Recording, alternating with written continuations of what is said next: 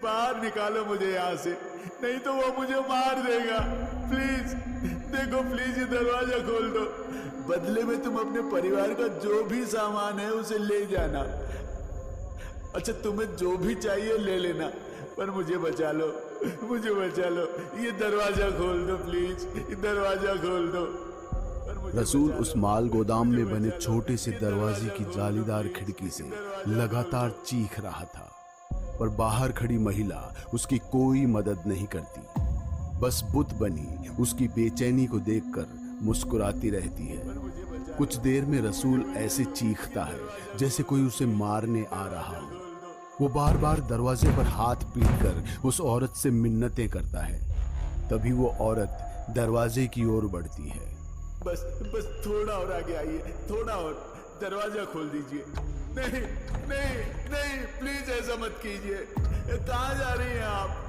Please मुझे मरने के लिए मत छोड़िए, प्लीज। बिल्कुल जनाब, रखा है सब सही सलामत अंदर ही, पर कहते हैं कि श्रापित है सब चीजें यहाँ पर। अरे उसकी चिंता हम पर छोड़ दीजिए जनाब।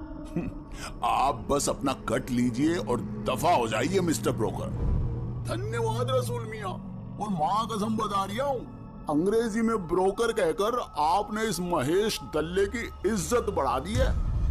आंखों में आंसू आ गए मियाँ। महेश की बातें सुने बगैर ही रसूल माल गोदाम की तरफ बढ़ जाता है और महेश अपना पैसा गिनने लगता है। तभी सामने से उसे एक औरत आते दिखाई देती है। वो तुरंत ही अपना पैसा बैग में रखता है और पान की पिचकारी जमीन पर रसीद करते हुए वहां से निकलने वाला ही होता है कि वो औरत उसे सामने से घेर लेती है। देखिए मैडम, मैं बता रहा हूँ, मेरा और आपका कोई रिश्ता नहीं है। आप प्लीज मेरे रास्ते से हट जाओ। रास्ते से हट जाऊं? तुमने मेरी खानदानी जायदाद को बेच दिया और कहते हो रास्ते से हट जाऊं? हाँ, कह रहा हूँ मैं, हट जाओ, इससे पहले कि अपना भेजा की सक जाए। तुम ऐसा कैसे कर सकते हो? बिल्कुल कर सकते हैं मैडम। आपके पति ने लोन लेते वक्त इसी खंडर के पेपर्स गिरवी रखे थे। लोन वापस किया नहीं और खुद चलते बने। अब आपके पास तो लोन चुकता करने के पैसे हैं नहीं, और जो हैं वो आप दे नहीं दिए हो। तो एक दल्ला करे तो क्या करे, हैं? मेरा कुछ सामान है उसमें, वो तो मुझे ले लेने दो। देखिए मैडम, अब ये गोदाम ना आपका रिया और अपना तो था ही नहीं।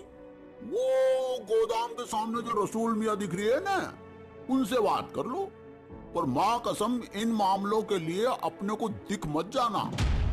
वो औरत रसूल को देखते ही उसकी तरफ बढ़ती है और उसके सामने हाथ जोड़ लेती है कि रसूल इस माल गोदाम को वापस इस महिला को दे दे।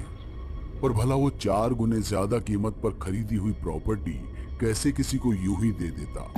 देखिए मैडम, रात होने वाली है, आप अपने घर को निकलिए। मुझसे आपको एक भी ढेला नहीं मिलने वाला है। चलिए जाइए यहाँ से। इतने निर्दयी कैसे हो सकते हो तुम? एक अकेली औरत से सब कुछ छीन रहे हो उसका। अजीब औरत हो यार तुम। मैं तुमसे तमीज से बात कर रहा हूँ तो कुछ भी है। मैं तुम्हें बस ये दे सकता हूँ, अपने पति की आखिरी निशानी समझकर रख लो और निकलो यहाँ से तुम। रसूल उस औरत के हाथ में एक पुराना ताला डालकर उसे जाने के लिए कह देता है और खुद माल गोदाम के अंदर चला जाता है। अंदर घुसते ही जैसे ही उसने लाइट जलाई, उसे ऐसा लगा जैसे कि वो कई दशक पहले जा पहुंचा है, क्योंकि गोदाम के अंदर पुराने सामानों का अंबार लगा था।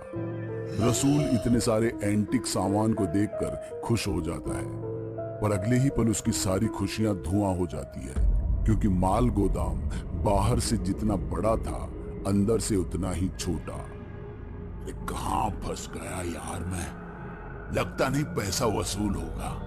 खैर देखते हैं कितना माल निकलता है। जनाब रसूल, काम पर लग जाइए।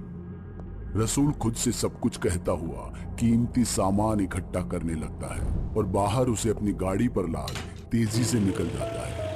रसूल कुछ दूर ही आगे बढ़ता है कि अचानक से उसकी गाड़ी के सामने वही औरत आ जाती है। रसूल अपने पांव का सारा जोर ब्रेक पर लगा देता है और उसका सिर सीधे जाकर स्टीयरिंग से टकरा जाता है। रसूल जैसे तैसे खुद को संभालता हुआ गाड़ी से बाहर निकलता है और उस औरत के सामने जाकर उस पर चीखने लगता है, लेकिन उस औरत पर जैसे रसूल की किसी बात का कोई असर नहीं हो रहा था।